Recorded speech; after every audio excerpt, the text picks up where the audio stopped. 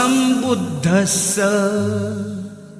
बुद्धं शरणं गच्छामि धम्मं शरणं गच्छामि संघं शरणं गच्छामि।